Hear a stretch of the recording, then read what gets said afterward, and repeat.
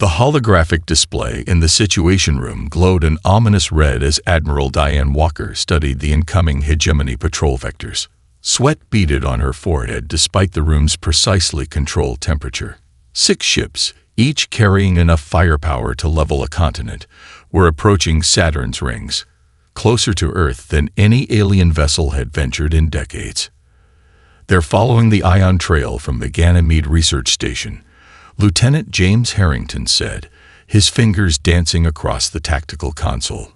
The containment field must have leaked during last month's solar flare. Walker nodded grimly. How long until they're within detection range of our outer defense grid? 3 hours, 17 minutes, Mom. The Admiral straightened her uniform jacket, a habit from her 30 years of service. Scramble Shadow Team. Tell Commander Reynolds to prep for immediate deployment. Across the solar system, aboard the stealth carrier _Nightshade_. Commander Ethan Reynolds received the alert while midway through his morning coffee. Within 20 minutes, his elite team of 12 operatives were suited up in phase shift armor, the bleeding edge of human stealth technology. This isn't a drill, people, Reynolds addressed his team in the launch bay.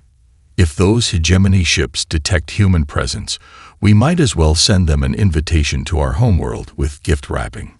Specialist Morgan Lewis checked her quantum disruptor one final time. Rules of engagement, sir. Observe and redirect only. No contact, no casualties, Reynolds replied firmly. We're ghosts today, not warriors. The _Nightshade_ slipped between the dimensional folds of space, emerging silently behind Enceladus, using the moon's icy plumes as additional cover. From there, they deployed 3 stealth shuttles toward the approaching hegemony formation. On Earth, the Council of Nations had convened an emergency session. Representatives from 12 global powers sat around a circular table, faces illuminated by the central projection showing the developing situation near Saturn. We can't hide forever, General William Hayes of the North American Alliance argued, his voice echoing off the chamber's marble walls. The conflict is expanding. The Norum colony on Uraba is already detecting radioactive debris from their battles. It's only a matter of time. Ambassador Sophia Chen of the Pacific Confederation shook her head. Revealing ourselves means choosing sides in a war we barely understand. Neither the hegemony nor the collective would allow us to remain neutral. President Elaine Jackson raised her hand for silence. Admiral Walker's reports indicate both sides are technologically superior in different domains. The hegemony's gravitic weapons could tear our atmosphere away. The collective's hive mind could potentially assimilate our population. But neither understands human unpredictability. Dr. Samuel Winters interjected, the quantum physics expert rarely speaking at such gatherings. Their battle algorithms are sophisticated but utterly predictable to our game theorists. They've fought to a stalemate for centuries because neither can conceive of strategies outside their programming. Near Saturn, Shadow Team's mission had grown complicated. The Hegemony Patrol had deployed sensor drones into the rings, methodically scanning for the source of the anomalous readings. Commander Reynolds watched from the shuttle's cockpit, his breathing measured despite the danger. Team 2, deploy the quantum echoes, he ordered quietly. Team 3, prepare the dimensional shift charges. Within minutes, false readings began appearing throughout the ring's outer bands, phantom signatures mimicking cosmic background radiation, a brilliant deception that would send the hegemony ships on a wild chase toward Neptune instead. But as Lieutenant Sarah Foster planted the final charge, her magnetic boot disengaged momentarily, sending a minuscule ice crystal tumbling toward a sensor drone barely 50 meters away. The team froze, watching as the particle drifted closer to detection range. The future of humanity hung in the balance, suspended like that single ice crystal, teetering between continued anonymity and devastating first contact. The Atacama Desert shimmered under the merciless noon sun as the Hegemony scout ship carved a burning trail across the cloudless sky. Intelligence analyst Marcus Sullivan watched the live satellite feed from the Pentagon's Extraterrestrial Monitoring Division, his coffee forgotten as the vessel's structural integrity failed catastrophically at 30,000 feet. Impact in 47 seconds, announced the AI assistant. Projected landing zone is 23 miles from the nearest civilian population. Colonel Patricia Myers barked orders into her comm unit. I want containment teams on site before the dust settles. Full biological protocols. No communication leaks. Sullivan studied the alien ship's design, noting the distinctive angular geometry of hegemony military vessels. That's a Vanguard-class reconnaissance craft. Crew complement of 7, maybe 8. If anyone survived that descent, they'll be armed and following standard hegemony first contact aggression protocols. How can you possibly know their protocols? Myers challenged, eyeing the young analyst. Sullivan gestured to his monitor, where complex algorithmic patterns scrolled endlessly. 3 years studying their battle formations. They follow precise mathematical sequences in everything, from fleet movements to individual combat. Once you recognize the patterns, you can predict their actions with 94% accuracy. Within hours, a 2-mile perimeter surrounded the crash site. The smoking vessel had carved a half-mile trench through the desert floor, its exotic metals still crackling with residual energy discharges that played havoc with standard scanning equipment. Dr. Emily Donovan adjusted her hazard suit before approaching the tear in the ship's hull. As Earth's leading xenobiologist, she'd spent her career preparing for this moment, though she'd always imagined a more diplomatic first contact. Movement inside, whispered Lieutenant Jason Rodriguez, his weapon trained on the opening. 3 distinct heat signatures. The universal translator teams had been assembled from linguistics experts worldwide, but they might prove unnecessary. Decades of intercepting hegemony communications had given humanity a working knowledge of their language, an advantage the aliens wouldn't expect. Commander Krax emerged first, his gray-scaled body supported by 2 subordinates. Purple blood leaked from a gash across his cranial ridge. His compound eyes widened upon seeing the assembled humans. Impossible, he rasped in his native tongue. This world was scanned thoroughly during the 3rd expansion. No advanced civilization existed. Dr. Donovan stepped forward, addressing him in carefully practiced hegemonic speech patterns. We welcome you to Earth, Commander. Medical assistance awaits if you will accompany us peacefully.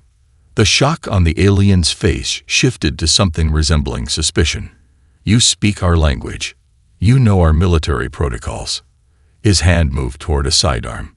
Lieutenant Rodriguez tensed, but Sullivan spoke calmly through the comlink. He won't fire. Hegemony protocol dictates information gathering as priority 1 in unexpected scenarios. Sure enough, Krax's hand froze. What are you? How have you remained hidden? At the temporary command center established a half-mile from the crash site, President Jackson and her cabinet watched the exchange via secure feed. This changes everything, she murmured. Disclosure can no longer be controlled. Defense Secretary William Parker nodded grimly. The hegemony mothership will come looking when this scout doesn't return. We need to decide quickly, do we present ourselves as potential allies or demonstrate sufficient defensive capabilities to discourage aggression? Admiral Walker, recently arrived from Washington, studied the alien commander's movements. Neither. We show them something they've never seen before: unpredictability. Both factions fight according to rigid patterns. Their entire civilizations are built around algorithmic thinking. And humans aren't, Sullivan finished, entering the command tent. Our greatest weapon isn't technology. It's chaos theory in practice. We make intuitive leaps they can't compute. Commander Krax was being escorted to a secure medical facility when the communication came through. His remaining crew visibly paled at the message. What is it? Dr. Donovan asked. The hegemony lieutenant answered woodenly. Our mothership has altered course. They will arrive in your system within 7 days. They carry planet-cleansing protocols. The first interstellar war involving humanity had officially begun. Dr. Nathan Reynolds adjusted his atmospheric filtration device as he moved through the crowded markets of Nexus Station, a massive collective outpost orbiting a neutron star.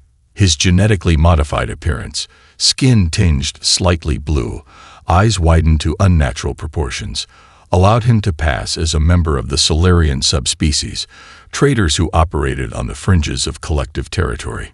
"Keep moving," murmured Special Agent Olivia Chen through the subdermal communicator implanted behind his ear. Hive mind surveillance nodes are scanning this sector in approximately 40 seconds. Reynolds navigated between towering aliens, his gaze fixed on the distant spire where the collective's computational nexus was housed. 6 days into his infiltration mission, he had gathered more intelligence on their decision-making processes than humanity had acquired in decades of distant observation. "The pattern is becoming clear," he whispered, ostensibly examining exotic fruits at a vendor's stall. "Their hive mind requires consensus from at least 72% of connected nodes before military action. The process creates a decision-making lag of approximately 7 minutes. Chen's voice remained calm in his ear. "Can we exploit this lag?" "Absolutely. But there's something else." Reynolds paused as a collective guardian floated past, its multiple appendages rippling with bioluminescent warning patterns. Their entire strategic framework is built around perfect information. They cannot conceptualize deception as we understand it. Halfway across the galaxy, Lieutenant Jessica Martinez slipped through the maintenance corridors of Hegemony Command Station Delta, her phase shift suit rendering her nearly invisible to standard security scans. Unlike Reynolds' deep cover approach, her mission required surgical infiltration of the Hegemony's weapons development facility. "I've reached the central database," she subvocalized to her handler. "Beginning data extraction." The Hegemony's weapon specifications scrolled across her augmented reality display, revealing schematics for planet killers, star destabilizers, and system-wide jamming technology. Yet something seemed off about the designs. "Wait," she breathed. "These weapons, many of them aren't functional. They're theoretical. Propaganda." Her handler's voice crackled with interference. "Explain." "The Hegemony has been bluffing," Martins realized, scrolling through file after file. Their gravitational weaponry could indeed tear away Earth's atmosphere, but the power requirements would burn out their systems after a single use. They've been maintaining the appearance of overwhelming force while actually relying on the collective's fear of these superweapons. In the Situation Room beneath the Pentagon, Admiral Walker processed these simultaneous intelligence breakthroughs with growing excitement. The holographic display showed both operatives' positions, along with real-time data uploads from their missions. So the collective cannot conceive of strategic deception, while the Hegemony relies upon it. She summarized for the Joint Chiefs. "Gentlemen, I believe we've found our edge." President Jackson studied the tactical projections. "Operation Checkmate seems increasingly viable, Admiral, but it places our operatives at extreme risk." Walker nodded grimly. "Dr. Reynolds has already been flagged for anomalous thought patterns. The collective's psychic auditors are scheduled to scan his sector within 12 hours. And Lieutenant Martinez's extraction window closes when the station begins its security reset cycle. If we're going to announce our existence," Defense Secretary Parker interjected, "we need to do it before we lose either operative. Their intelligence confirms our strategic approach." On the public level, mass panic had already begun. Despite government efforts to contain information about the approaching Hegemony mothership, leaked footage of commander cracks had gone viral. Stock markets worldwide plummeted as humanity faced its first confirmed extraterrestrial threat. Religious leaders issued conflicting proclamations about the theological implications, while defense contractors' shares soared amidst speculation about military preparations. Dr. Reynolds felt the psychic pressure increasing as he approached the computational spire. His neurological dampeners would shield his true thoughts for only a few more hours at most. Yet he needed to reach the central algorithm chamber to complete his analysis. "I'm going in," he informed Chen, ignoring her immediate objection. "The mathematical proof is almost complete. If I'm right, we can end this war without firing a shot. Behind him, 3 collective auditors turned simultaneously in his direction, their sensory organs pulsing with sudden interest. The race against time had begun. Engineer Ryan Cooper clung to the exterior of the massive communication relay station orbiting Proxima Centauri, the magnetic clamps of his exosuit barely maintaining their grip against the solar winds. The quantum disruptor, a device roughly the size of a football, hummed against his chest, its power cells glowing an ominous blue through reinforced shielding. Approaching the central node, he reported, his voice strained as he fought against the station's rotation. Radiation levels are higher than expected. Suit integrity at 87% and dropping. Commander Julia Hayes monitored his vitals from the stealth ship positioned 3,000 kilometers away. We're detecting increased activity inside the station. The collective may have sensed the gravitational anomaly from our approach. Too late to abort, Cooper replied, reaching the access panel. His augmented display highlighted the connection points where the disruptor needed to interface with the alien technology. If this node doesn't go active simultaneously with the others, the entire operation fails. Hayes checked the mission clock. All other teams report successful deployments. You have 7 minutes before synchronized activation. The truth was far grimmer than Cooper had been told. The quantum disruptors weren't designed with extraction protocols. Once activated, the devices would create localized space-time distortions that would make retrieval nearly impossible. Admiral Walker had privately accepted the likelihood of casualties in Operation Checkmate's first phase, though the necessity weighed heavily on her. Cooper's gloved hands worked deftly, despite the increasing radiation. Integration complete. Disruptor is syncing with the relay's transmission matrix. His suit alarm blared suddenly as external sensors detected approaching security drones. The collective had deployed their biomechanical sentinels, insectoid machines with devastating energy weapons.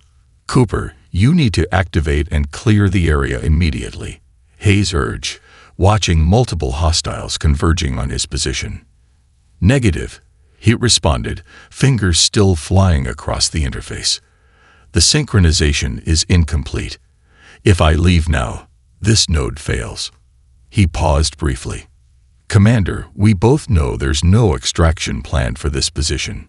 Silence filled the comm channel before Hayes responded, her voice tight. It's been an honor, Cooper.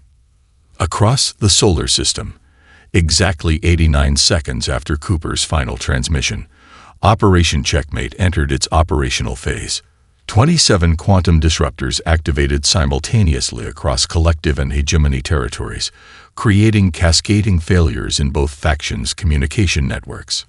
Within the collective, the disruption severed countless connections in their hive mind, fragmenting their consciousness into isolated pockets for the first time in centuries.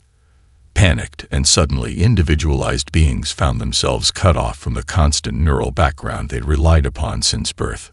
The hegemony fared no better as thousands of quantum decoys materialized throughout their defensive perimeters, each emitting signatures identical to Earth vessels. Their targeting systems, designed to process orderly battlefield scenarios, faced an impossible task of distinguishing genuine threats from sophisticated phantoms. In the United Nations Assembly Hall, Ambassador Thomas Green took full advantage of the chaos. Standing before representatives from every Earth nation, he delivered humanity's audacious proposal via simultaneous broadcast to both alien factions. For centuries, your civilizations have engaged in conflict based on fundamentally flawed strategic assumptions, he began, his voice steady despite the historical weight of the moment.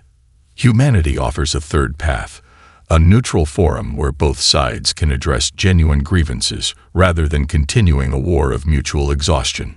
The incoming transmissions from both factions arrived within moments of each other, their contents nearly identical despite originating from civilizations that had been enemies for generations.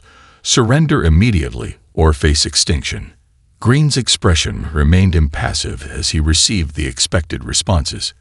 Phase 2 was already prepared, a demonstration of humanity's unique approach to interstellar diplomacy. Aboard the space station Harmony, converted from a former International Space Station module, hegemony and collective representatives found themselves approaching under unprecedented conditions. The quantum disruption had created a temporary stalemate, forcing both sides to at least hear humanity's proposal. Meanwhile, Specialist Amanda Taylor noticed something strange while monitoring the hegemony diplomatic vessel's communications. Deep within the encrypted channels was a pattern she recognized from her counterintelligence training, a hidden message being transmitted to an unknown recipient. "Sir," she addressed her superior while continuing to analyze the data stream, "I believe the hegemony representatives are coordinating something outside official channels. The communication pattern matches known assassination protocols." The peace conference was about to become a trap, with humanity caught in the middle. 300 meters beneath the lunar surface, Specialist Amanda Taylor crawled through maintenance ducts designed for service robots half her size. Sweat stung her eyes despite her suit's cooling systems working overtime. The encrypted hegemony transmission she'd intercepted had contained coordinates for this rarely used section of the lunar facility, a blind spot in the security systems. "I've reached junction point L47, she whispered into her comm unit. Motion sensors detect two entities in the chamber ahead. Activating acoustic enhancement. Through her specialized equipment, muffled voices became clear, one with the distinct harmonic undertones of hegemony speech, the other with the synchronized vocal patterns of a collective representative. "The humans have provided an unexpected opportunity," the hegemony Admiral Vorteth was saying. "Their disruption technology exceeded our predictive models." The collective entity, Subnode Commander XB-227, responded with the slightly delayed cadence typical of beings recently severed from their hive mind. "Cooperation between our factions remains difficult to process. Centuries of conflict cannot be erased." "Not erased. Redirected." Vorteth's voice hardened. "We face a common threat. These humans possess irregular thinking patterns. Their combat strategies defy algorithmic prediction. Left unchecked, they could destabilize the established order of the galaxy." Taylor's heart raced as she captured every word. The supposed enemies were negotiating their own secret alliance against Earth. "The High Command has authorized the deployment of our superluminal destabilizer during the formal treaty signing," Vorteth continued. "It will eliminate the human delegation and create a cascading quantum reaction that will render their lunar base uninhabitable." "And the collective representatives?" XB-227 inquired. "Acceptable casualties to maintain the appearance of mutual hostility. Your consciousness fragments will be preserved via quantum entanglement and restored after the operation." Taylor began to retreat, needing to warn security, when her elbow dislodged a small maintenance panel. The metal grate clattered against the duct floor. Both aliens fell silent immediately. In the main conference chamber, Ambassador Green and President Jackson welcomed the official delegations with practiced diplomacy. The cavernous room, carved from lunar bedrock and reinforced with advanced composites, featured a circular table where representatives from all three species would sit as equals, at least in theory. "Today marks a historic opportunity," Jackson addressed the assembly, her voice carrying through the precisely calibrated acoustics. "For centuries, your civilizations have been locked in conflict while humanity watched from the shadows. We offer a new perspective, a third option beyond endless war or forced submission."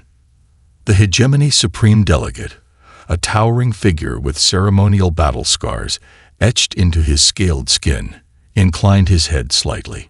"Your species has demonstrated unexpected capabilities. The hegemony recognizes the value of exploring alternatives." Behind his cordial words, countdown timers ticked within concealed weapons throughout the hegemony delegation's quarters. The superluminal destabilizer was actually multiple devices, strategically placed to create a reaction that would atomize the entire lunar facility. What the hegemony hadn't anticipated was Specialist Taylor's desperate escape through the maintenance tunnels. With security forces alerted but unable to reach her position quickly enough, she made a split-second decision to trigger the emergency decompression system for that section of the base. The sudden vacuum caught Vorteth and XB-227 off guard, disrupting their planning and forcing emergency protocols. More importantly, it created a station-wide alert that put security forces on high alert just as Taylor reached a communication terminal. Code Obsidian. She gasped into the system, using the highest priority emergency channel. Hegemony weapons detected in diplomatic quarters, conference room, and primary life support hub. Immediate evacuation and containment. The Rapid Response Team, led by Commander Derek Foster, moved with practiced precision. Having drilled for exactly this scenario, they deployed phase disruption fields around the suspect areas within 90 seconds of Taylor's warning. In the conference chamber, the hegemony delegates reached subtly for concealed weapons just as human security personnel flooded the room. President Jackson's expression hardened as she addressed the hegemony supreme delegate. "I believe this concludes our discussion of peace terms." Within minutes, specialized teams neutralized 27 separate explosive devices. The hegemony's meticulous planning had been undone by something their algorithms couldn't account for: a single human's intuition and resourcefulness. As orbital feeds showed hegemony battleships emerging from superluminal travel near Mars, Admiral Walker's voice came through on the emergency channel.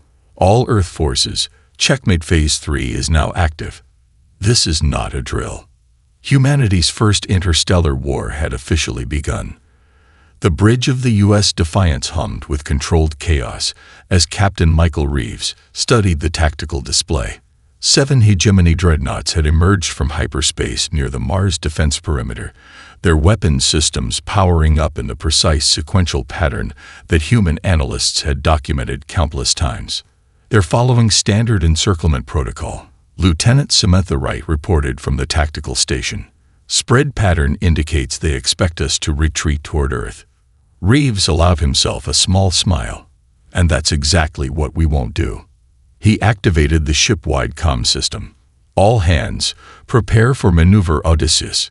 The Defiance's revolutionary propulsion system, a hybrid of conventional drives and experimental quantum positioning technology, allowed the vessel to execute movements no algorithm could anticipate.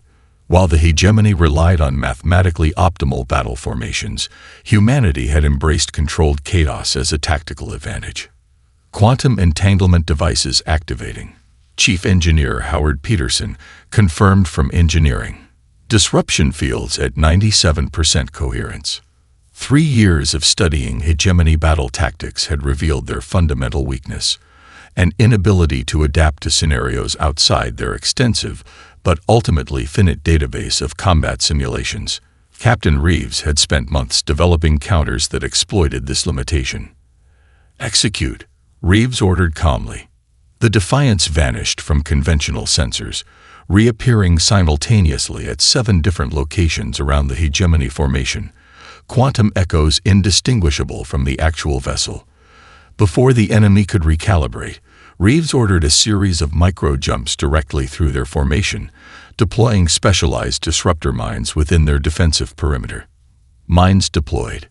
Detonation in 3, 2, 1. Wright counted down. The detonation released no explosive force. Instead, each mine generated a cascading field effect that temporarily disabled the hegemony vessel's central command nodes, the equivalent of severing their digital nervous systems.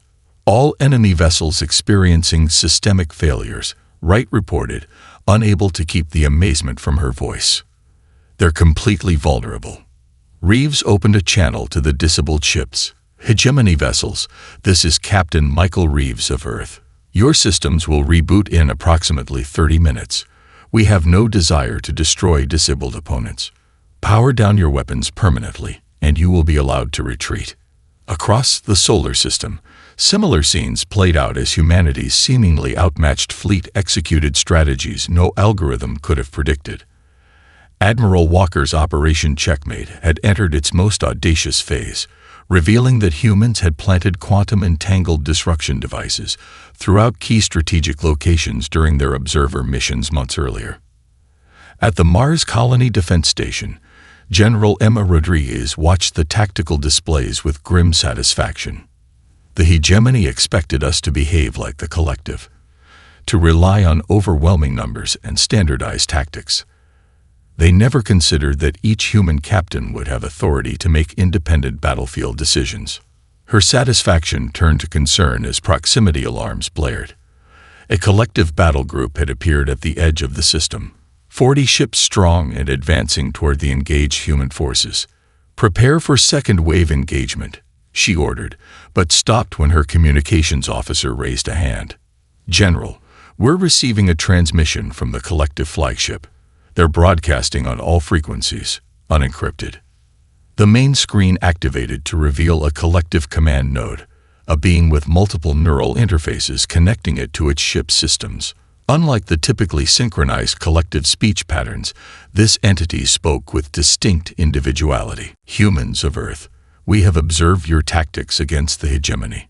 Your unpredictability intrigues us.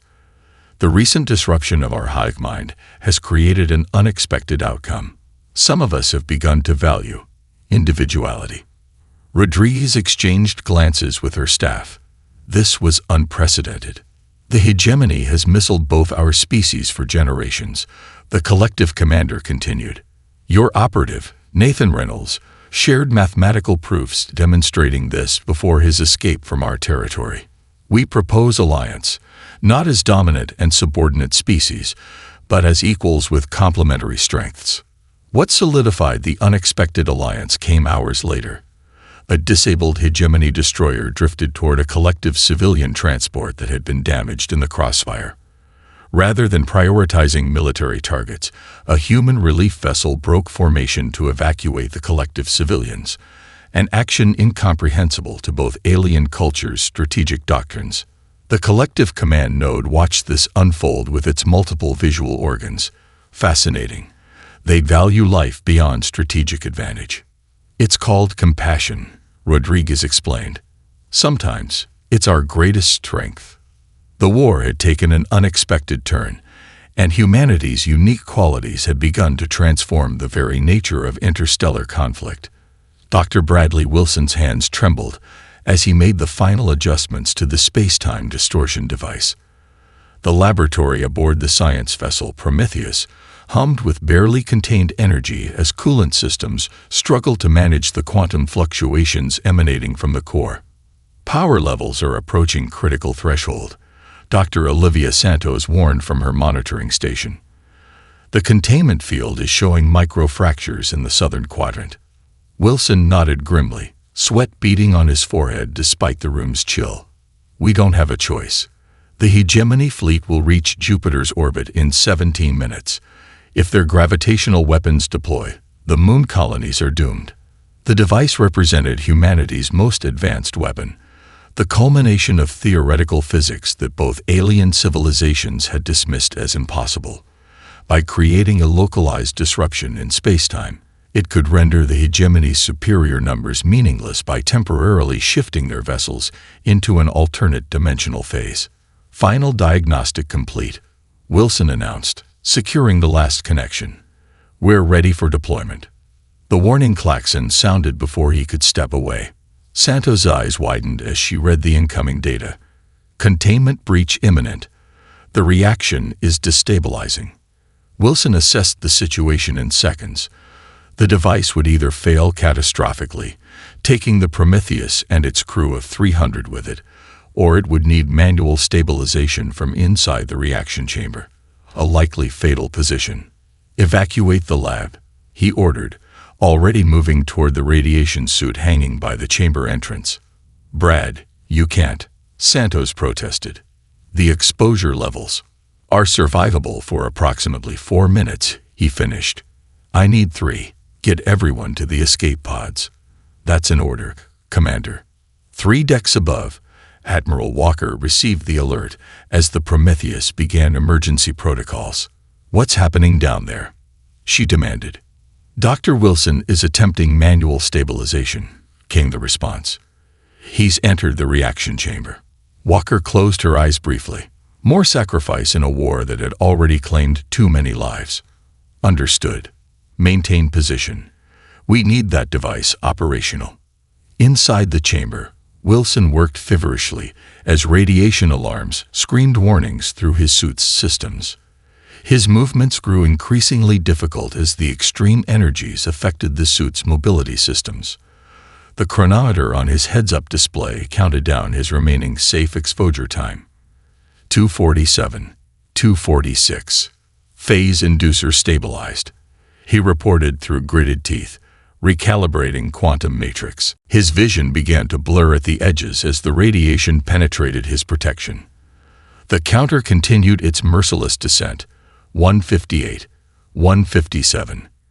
Just a little more, he gasped, fingers finding the final calibration sequence. Across the battlefield near Jupiter, a mixed human collective special forces team had infiltrated the Hegemony's central command vessel. Captain Sarah Lawrence led her squad through darkened corridors, following intelligence provided by their collective allies. According to schematics, the main data core should be through the next bulkhead, whispered Lieutenant James Rodriguez. The collective operative, now calling itself independent, moved with surprising stealth for its multi-limbed form. Hegemony security protocols dictate 3-guard rotation at this junction. Lawrence nodded. Standard approach won't work. Let's try the Jackson maneuver. The unconventional tactic, named after a human chess grandmaster famous for deliberately making seemingly poor moves to confuse opponents, worked perfectly. By approaching from the most exposed and least logical direction, they caught the guards completely unprepared. Within the data core, Lawrence's team made a discovery that changed everything. These archives date back thousands of years, Rodriguez reported, downloading massive data streams. There's something here about both species' origins. Independent sensory appendages quivered as it processed the information. This confirms suspicions that have emerged since our hive mind fragmentation.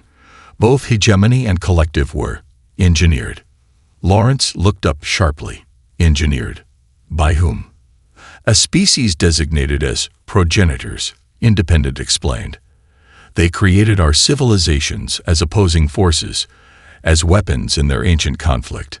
The implications were staggering. Both galactic superpowers had been pawns in a game designed by a now-absent creator species. Their centuries-long conflict hadn't been based on genuine ideological differences, but on deliberately engineered incompatibilities. They made you unable to understand each other, Lawrence realized. The collected's hive mind versus the hegemony's rigid hierarchy. You were designed to remain in perpetual conflict. As this revelation was transmitted back to Earth Command, Dr. Wilson collapsed inside the reaction chamber, his mission complete. The space-time distortion device hummed with stable energy, ready for deployment against the approaching hegemony fleet. Humanity had created a weapon that could win the war, and discovered a truth that might end it entirely. The final confrontation unfolded in the Alpha Centauri system, where the remnants of the hegemony fleet had gathered for a last desperate stand. Admiral Diane Walker stood on the bridge of the flagship Endeavour, watching as tactical displays showed the positions of both human vessels and their newfound collective allies. Hegemony forces have deployed in Gamma formation, reported Commander Jackson. They've activated their stellar destabilizer. Targeting solutions indicate they're aiming for Sol. Walker's expression remained calm despite the threat to humanity's home star. Deploy the Reynolds Protocol. Across the fleet, human vessels activated the revolutionary targeting system developed from Dr. Nathan Reynolds' mathematical proofs. Unlike conventional weapons designed to destroy, this system precisely targeted the command and control systems of enemy vessels, rendering them inoperable while preserving life support and crew safety. First wave of targeting complete, Jackson announced. 47 hegemony vessels neutralized. No casualties reported. The hegemony Supreme Commander's voice crackled through the communication system, rage evident despite the translation. You could destroy us, yet you disable our ships. This is not warfare as we understand it. That's precisely the point, Walker replied. Humanity doesn't seek the annihilation of your species. We reject the false dichotomy of total victory or complete defeat. As the exchange continued, a small transport approached from the far side of the system, having slipped through the battle lines under stealth protocols. Aboard was Engineer Ryan Cooper, the man who had been presumed dead after deploying the final quantum disruptor months earlier. "Request emergency docking clearance," Cooper transmitted. "Priority Alpha. I have critical intelligence from within hegemony territory." The bridge crew fell silent as Cooper was escorted in, his appearance shocking those who had mourned him. His left arm had been replaced with a hegemony prosthetic, and intricate scarring on his face suggested extensive reconstructive surgery. "How did you survive?" Walker asked, momentarily setting aside military protocol. "A hegemony family found me after the relay station explosion," Cooper explained. "They were civilians, researchers studying stellar phenomena. They risked execution to heal me and hide me from military forces." He pulled a data crystal from his pocket, "And they gave me this, the complete genetic profile of both hegemony and collective species, along with decoded progenitor directives embedded in their DNA." Dr. Reynolds approached the central display, where Cooper's data was already being analyzed. "This confirms my theory. Both species were engineered with complementary attributes, designed to eventually merge their civilizations after proving their evolutionary fitness through conflict." "The war was a test?" Walker asked incredulously. "Not just a test, preparation for something greater," Reynolds replied, highlighting patterns in the genetic code. The progenitors embedded warnings in both species-based genetic structure, warnings about something approaching from intergalactic space. On the main view screen, the hegemony's supreme commander had fallen silent as similar revelations apparently reached their fleet.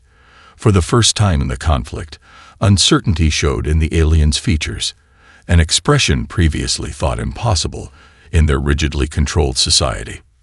"We have been deceived," the Supreme Commander finally said. "For generations, we believed our purpose was dominance. If these genetic markers are accurate, our true purpose alongside the collective was preparation for a greater threat." The evidence was irrefutable. Mathematical proofs, genetic sequences, and ancient warnings embedded in cosmic background radiation all pointed to the same conclusion. The millennia of conflict had been orchestrated to prepare for something far worse approaching from beyond the galaxy. Walker opened a three-way channel between human forces, collective representatives, and the hegemony command. "We stand at a crossroads. Continue a manufactured conflict that serves no purpose, or unite against the true threat our ancestors foresaw." The hegemony Supreme Commander's response came after a brief consultation with their leadership council, an unprecedented break from algorithmic decision-making. "We request cessation of hostilities and establishment of cooperative research initiatives. The stellar destabilizer will be deactivated immediately." As the three former enemies began preliminary negotiations, Cooper approached Reynolds quietly. "The family that saved me. They had a daughter who asked questions no hegemony citizen is programmed to ask. Their society is changing, just as the collective is developing individuality." Reynolds nodded. Perhaps that was also part of the design, preparing them to transcend their limitations when humanity finally entered the equation. "We weren't just late to the conflict. We were the catalyst meant to transform it." Beyond the viewports, the stars continued their eternal dance, indifferent to the momentous shift occurring among the species that inhabited this tiny corner of the cosmos. Somewhere in that vast darkness, something approached, but it would no longer face divided adversaries, but a united front born from humanity's delayed yet transformative entry into the interstellar community.